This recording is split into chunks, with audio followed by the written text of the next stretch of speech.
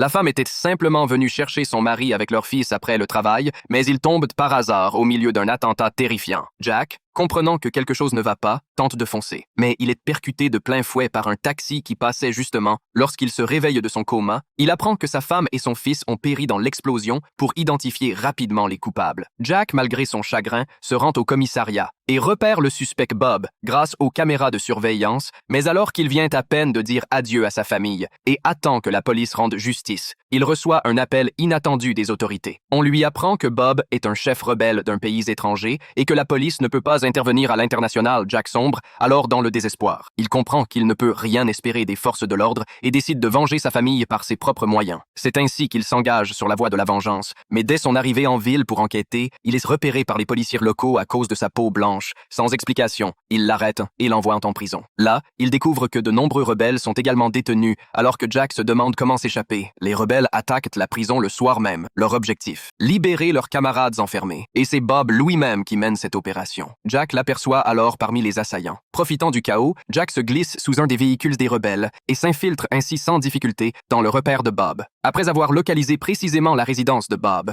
Jack fabrique une bombe à retardement avec une grenade et un élastique et la place sur une bonbonne de gaz pour éliminer Bob May. Alors qu'il s'apprête à partir, il voit soudain arriver une mère avec son enfant.